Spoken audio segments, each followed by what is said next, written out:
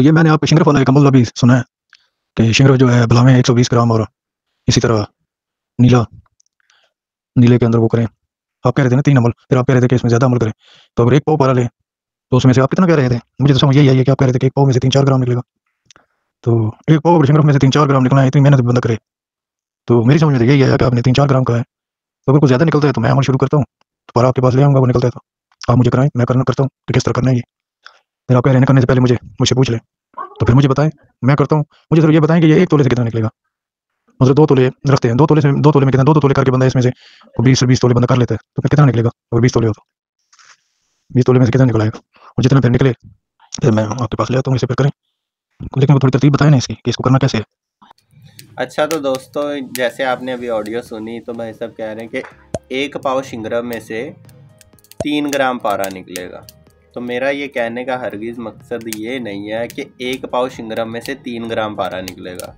मेरा समझाने का मकसद ये था, जो मैं आपको दोबारा ब्रीफ कर देता हूँ। फॉर एग्ज़ाम्पल 250 ग्राम शिंगरफ आपको 25,000 रुपये का मिला। अब बाकी जो लागत लगा के आपका उसके ऊपर ख़र्चा 25 और 10 35,000 रुपया लगा लें कि 35,000 तक आपका ख़र्चा आया। और अगर उस 1 पाव शिंगरफ में से आपका सिर्फ 3 ग्राम पारा निकल आया। अब 3 ग्राम से क्या मुराद था वो मैं आपको क्लियर करता चलूँ। 2 तोले की आपने शिंगरफ की डली ली और उसको एक अमल किया। उस अमल में 1 ग्राम भी पारा नहीं निकला, वो उड़ गया। फिर आपने 2 तोले दोबारा शिंगरफ लिया और फिर एक नया अमल किया और उसमें भी पारा ज़ाया हो गया। फिर इसी तरह आप तीसरी दफ़ा अमल करते हैं, चौथी दफ़ा अमल करते हैं। अगर 25 तोले शिंगरफ यानी 250 ग्राम शिंगरफ है और 2-2 तोले का आप अमल करते हैं, एक अमल में 2 तोले शिंगरफ आपका खर्च होगा और कुल आपके 12 अमल हो जाएंगे और फिर भी 1 तोला शिंगरफ बच जाएगा। अगर उन 12 अमलों में से किसी एक अमल में भी आपका 2 तोले शिंगरफ में से 3 ग्राम सिर्फ पारा निकल आए और आगे उसको हम शम्स के अंदर कन्वर्ट कर लेते हैं, तो वो 60 से 70 हज़ार का बन जाएगा। तो ये मैंने आपको वे दिया था कि आप शिंगरफ के ऊपर काम करें। अब अगर एक बार आपका 3 ग्राम पारा निकल आया तो फिर 250 ग्राम पारे जो शिंगरफ है उसके अंदर से हर बार पारा निकलेगा। और जैसे मैंने वीडियो के अंदर दिखाया है, ये वीडियो आप मैं दिखा रहा हूँ इधर लिंक भी। अगर जो शिंगरफ है चाइना वाला वो आप कहीं से भी ले लेते हैं तो 10 ग्राम शिंगरफ के अंदर 7 ग्राम पारा है। इसका मतलब 20 ग्राम शिंगरफ के अंदर 14 ग्राम पारा हुआ। तो अगर इस रेशो से आप देखते हैं तो 1 पाव शिंगरफ के अंदर आप खुद ही अंदाज़ा कर सकते हैं कितना पारा होगा। और आपको इस चीज़ की तसल्ली भी है कि शिंगरफ के अंदर पारा मौजूद है। काफ़ी लोग मैं देख रहा हूँ जो कि वर्किया के ऊपर काम कर रहे हैं, उसके अलावा दिगर दूसरी चीज़ों के ऊपर काम कर रहे हैं, लेकिन मेरे एक्सपीरियंस के मुताबिक वो चीज़ें मुझे समझ में नहीं आती। उसकी रीज़न ये वो भी मैंने समझाया वीडियो के अंदर कि जो वर्किया होती है उसके अंदर पारा नहीं होता। ये बार बार मैं चीज़ क्लियर कर चुका हूँ कि वर्किया के अंदर पारा नहीं होता, क्योंकि वर्किया 2 चीज़ों का मुरक्कब होता है, एक गंधक का और दूसरे नंबर पे सिमल्फार का। अब जो सिमल्फार के अंदर मेटल होती है वो वर्किया के अंदर होती है। अब कुछ लोग इसे जोड़ा करने की कोशिश कर रहे हैं, लेकिन उन चीज़ों से हमारा कोई ताल्लुक़ नहीं है। हम लोग सिर्फ पारे के ऊपर रिसर्च करते हैं ज़्यादा से ज़्यादा, क्योंकि पारे का जो माल बनता है वो ना तो रिजेक्ट होता है और ख़राब भी नहीं होता। अब जैसे शिंगरफ में 10 ग्राम शिंगरफ अगर आप लेते हैं तो उसमें 7 ग्राम पारा होता है। तो अगर 7 ग्राम शिंगरफ के अंदर पारा है 10 ग्राम में और वो आपको क्लियर है और आप उस शिंगरफ को जब कायम कर लेंगे तो उसको आपने हमेशा कोशिश करनी है कि आप उसे तांबे के ऊपर तिरा करें। अगर तांबे के ऊपर आप तिरा नहीं करते तो चांदी के ऊपर भी कर सकते हैं। अब फॉर एग्ज़ाम्पल आपके पास 10 ग्राम चांदी है और 10 ग्राम कायम शिंगरफ जो आपने किया वो किसी जड़ी बूटी में कर लिया, किसी जड़ी बूटी के तेल में उस शिंगरफ को आपने कायम किया, या आपने कोई फास्फोरस का या सोडियम मेटल का किसी भी चीज़ का अगर आपने तेल बनाया है, शोरे का तेल बना लिया जो आप समझते हैं कि शिंगरफ को बनाने में काम करेगा, तो उस तेल के अंदर जब आप शिंगरफ पकाएंगे और शिंगरफ आपका कायम हो गया। अब उस शिंगरफ को आपने 10 ग्राम चांदी के ऊपर जब तिरा करना है, और तिरा करने का भी मैंने तरीका दिखाया वीडियो के अंदर, उस वीडियो को भी आप देख सकते हैं कि जब धात घूमना शुरू कर देती है तो फिर थोड़ा थोड़ा आपने इसके ऊपर शिंगरफ तिरा करना है। जब थोड़ा थोड़ा शिंगरफ आप तिरा करेंगे तो वो धात क्या करेगी, पारे को अपने अंदर खींचना शुरू कर देगी। जैसे जैसे वो अपने अंदर खींचेगी और अगर शिंगरफ में कुछ कमी पेशी है जहाँ पे उड़ान दे रहा होता है पारा, तो वो जो चांदी या फिर आपका तांबा है उसकी उड़ान को रोक देते हैं।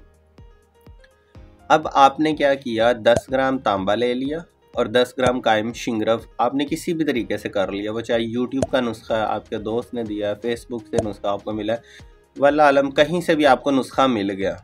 अब उसमें जब आपने शिंगरफ कायम कर लिया तो आपने शिंगरफ तांबे के ऊपर तिरा करना है। अब तांबे का वज़न था 10 ग्राम, शिंगरफ का भी वज़न 10 ग्राम, टोटल बनता है 20 ग्राम वज़न। अब तीसरी बात आपको ये पता है कि 10 ग्राम शिंगरफ के अंदर 7 ग्राम पारा मौजूद है।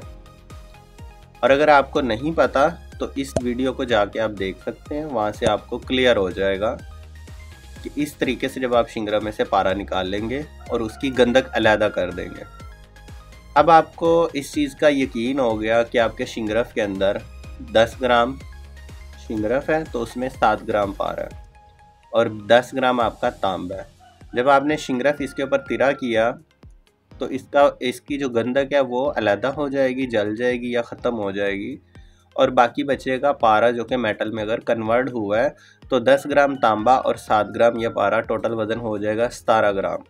फॉर एग्ज़ाम्पल आपका 17 ग्राम नहीं हुआ, अब उस तांबे का वज़न 14 ग्राम हो गया, यानी 4 ग्राम उसमें मज़ीद मेटल का वज़न ऐड हुआ है, तो वो है पारे का वज़न। अब जब आपने वो 14 ग्राम का रवा लिया, उसको आपने हैमर से चोट लगानी है, देखना है वो उसके अंदर फोटक तो नहीं है। अगर उसके अंदर फोटक हुई तो इसका मतलब है कि जो गंधक है शिंगरफ की वो तांबे के अंदर ठहर गई है, जिसकी वजह से वो फोटक हो गया। अगर आपका तांबा फोटक नहीं होगा और वो नरम मुलायम होगा, इसका मतलब है कि अब उसका पारा उसके अंदर आ गया। एक दफ़ा आपको फिर क्लियर करता चलूँ, जब आपने 10 ग्राम तांबे के ऊपर 10 ग्राम शिंगरफ तिरा किया, उसके बाद आपने उसे थोड़ा लंबा चिरक देना है सुहागा लगा के, ताकि वो नरम हो जाए। अब उसको जब आपने ठंडा करके उस रैनी को चोट लगानी है और चेक करना है वो फैल रहा है। अगर वो फैल रहा है और फोटक है तो इसका मतलब उसमें गंधक आई है।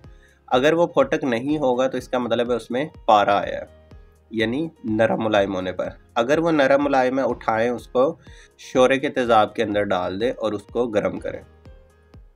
अगर आपको निहारे का तरीका नहीं पता तो इस वीडियो को जाके आप देख सकते हैं कीमियागरी चैनल के ऊपर, और ये पूरी 1 घंटे की वीडियो है, इसमें निहारे का और फोटक को दूर करने का भी तरीका बताया गया। अब आपने इसे तेज़ाब कर दिया। जब तेज़ाब करेंगे तो जो तांबा है वो नाइट्रिक एसिड में डिज़ोल्व हो जाएगा और हो सकता है आपका पारा भी हल हो जाए, लेकिन ज़्यादातर चांस ये होता है कि जो शिंगरफ के साथ पारा बनता है वो नाइट्रिक एसिड में हल नहीं होता। अब आपने क्या करना है, उसके अंदर डिस्टिल वाटर डालना है जिसके अंदर नमक ना हो। टैप वाटर नहीं डालना। टैप वाटर से क्या मुराद है, टूटी का पानी। टूटी अक्सर जो हमारे नल में पानी आता है वो क्या होता है, खारा, साल्ट वाला, उसमें नमक मौजूद होता है। अब आपने सादा पानी उसमें डाल दिया और पानी डालना है थोड़ी खुली मिकदार में।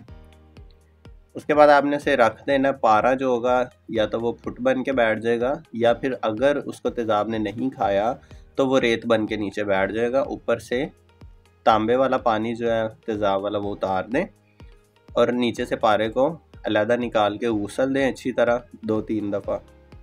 उसके बाद आपने उसे चरख देना। जब चरख देंगे तो वो सफ़ेद कलर का मोती बनेगा और उसे चोट लगाएंगे तो बिल्कुल नरम मुलायम होगा।